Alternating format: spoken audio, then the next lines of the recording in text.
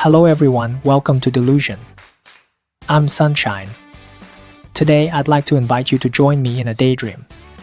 Close your eyes and imagine this. You're sitting on the terrace of a lavish estate, the air filled with the sweet scent of honeysuckle unique to southern summers. You're dressed in layers of lace gowns, surrounded by countless admirers vying for your attention. But then, in the very moment you turn around, the skies suddenly darken, and distant thunder like cannon fire rumbles in the background. The social circle you once treasured, your delicate ballroom shoes, even the first love who has captured your heart, all of it begins to falter under the weight of an unforeseen storm. If this kind of fall from heavenly bliss into the mire were to happen to you, would you cling to your shattered dreams and cry? Or would you roll up your sleeves, get your hands dirty, and fight to start anew amidst the ruins? This story of survival, of desire, of the relentless struggles and rebirth that come with every tomorrow, is what we'll talk about today, a timeless classic in film history, Gone with the Wind.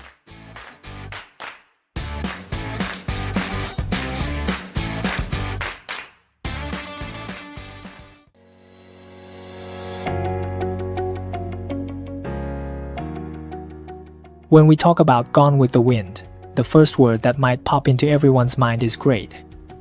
This 1939 film is like the Everest of Hollywood's golden age. At the time, it swept 10 Academy Awards and remains the highest-grossing movie ever in inflation-adjusted box office records. Director Victor Fleming went to extraordinary lengths to create an epic feel, even using every single Technicolor camera available and burning entire sets in Hollywood for the film's dramatic scenes. And here's something you might not know: to find the perfect Scarlett O'Hara, the production team held nationwide auditions for over 1,400 girls, only to finally spot Vivien Leigh among the fiery ruins of the set. Leigh's cat-like gaze, blending fragility with an underlying toughness, made her the perfect Scarlett. Meanwhile, Clark Gable's portrayal of Rhett Butler, with his mischievous little mustache and carefree smile, epitomized the charming rogue archetype. Although the film is nearly 90 years old, its depiction of human nature remains strikingly authentic even today. The story begins in the American South on the eve of the Civil War. Our heroine Scarlett is the most dazzling rose at the Terra plantation, a vain, selfish, and slightly cunning young woman obsessed with the gentlemanly Ashley Wilkes. Unfortunately, Ashley is set to marry Melanie Hamilton, who is as kind and saintly as one could imagine. At the famous 12 Oaks barbecue, Scarlett hides in the library to confess her love to Ashley, but is rejected.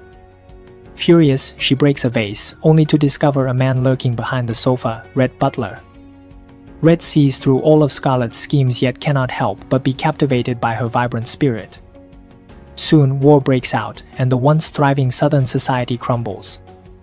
Scarlett struggles to survive amid Atlanta's flames, experiencing separations and losses, eventually fleeing home with a weakened Melanie. But when she arrives at Terra, expecting a safe haven, she finds only tragedy. Her mother has died, her father has lost his sanity, and the estate has been ransacked. In the darkest hour, this once helpless debutante stands on the barren land, grabs a dirty turnip, and makes a vow that would go down in film history. She declares that, even if she must steal, rob, or kill, she will never go hungry again. While one might think this marks the end of the story, destiny is only accelerating. To protect her land, she embarks on an even more complex and heart-wrenching journey of human struggle. Just when she believes she has finally secured everything through cunning and marriage, and might even find stability with Rhett, a devastating blow creeps in, bringing secrets of death and separation. At this point, we need to slow down and examine Scarlett's soul. The first theme I'd like to explore is the healing power of unconventional growth. Typically, heroes in films grow nobler over time, but Scarlett is different. She becomes tougher, even utilitarian. In the film's first half, Scarlett is a spoiled girl, but the war acts as a massive crushing machine, shattering her vanity and comfort. When she returns to Terra and finds the land barren, producing no cotton and rife with famine, she refuses to succumb. Her healing doesn't come as tender consolation but as raw, unyielding growth. Remember the famous scene of Scarlett standing against the backdrop of a lone, withered tree under the sunset? Her dirt-streaked figure clenches a fist, determined. Director Victor Fleming uses a low-angle wide shot here, making Scarlett's silhouette seem towering and formidable. This transformation offers profound insight. True resilience is not about maintaining elegance in good times, but about surviving even in the worst of circumstances. In our own lives, we face moments akin to ruins, whether it's job loss or shattered dreams. Scarlett's almost ruthless survival instinct shows us that living itself is the greatest victory. To protect what truly matters, we don't have to be perfect.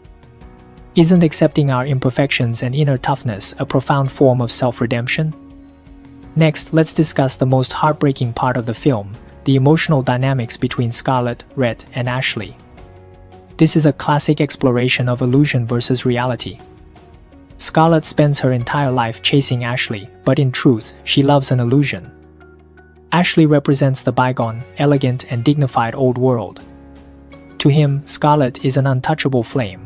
To her, Ashley embodies her last shred of attachment to past glory.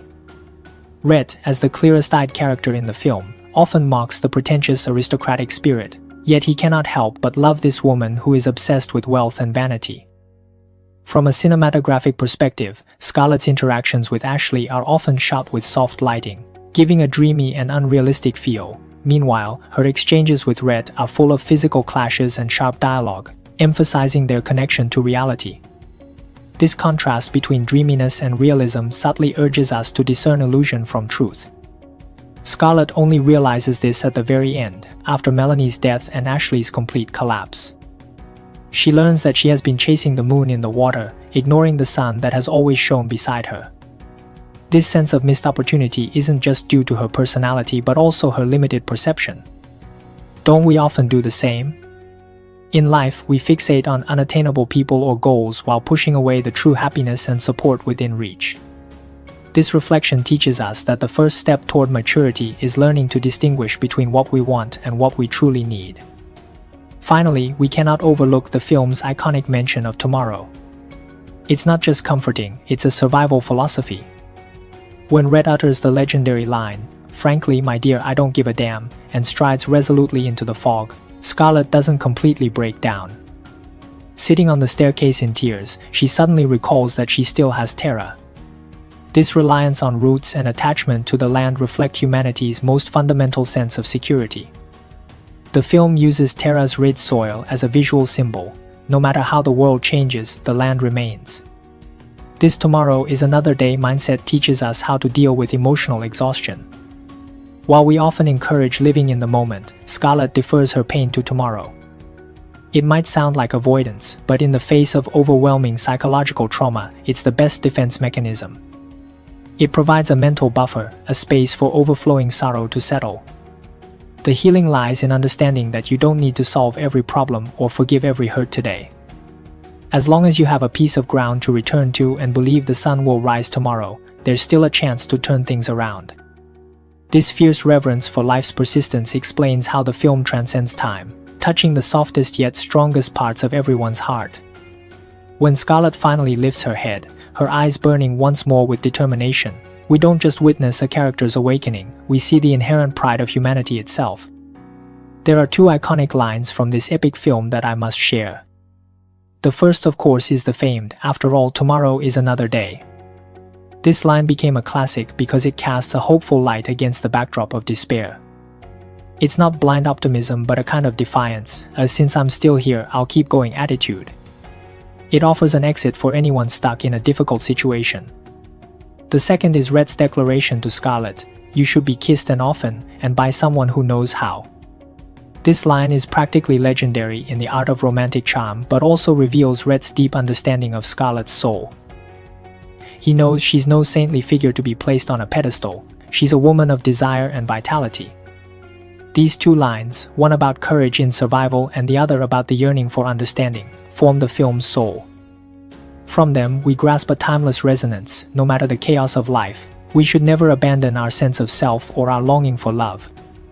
After all this discussion, do you feel that Gone with the Wind is like a giant mirror, magnifying desires and vulnerabilities we dare not face? Scarlett is never a perfect female role model. She's greedy, capricious, even cunning. But precisely because of this, she is so alive, so much like every ordinary person hustling through life.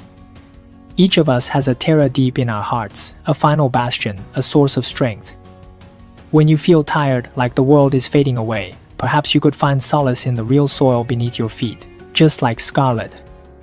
As we reflect on this timeless masterpiece, we're not just witnessing the end of an era, we're watching a soul bloom into its brightest flower from the ruins. Life itself is chaos, and each of us has the chance to become the hero who survives the storm. That's it for today's discussion. I hope these reflections bring you a bit of upward energy. What are your thoughts on Scarlet's determination or Red's departure? Feel free to share them in the comments. If you enjoyed this episode, don't forget to like and subscribe. That's all for today. Good morning, good afternoon, and good night. This is Delusion, and I'll see you next time.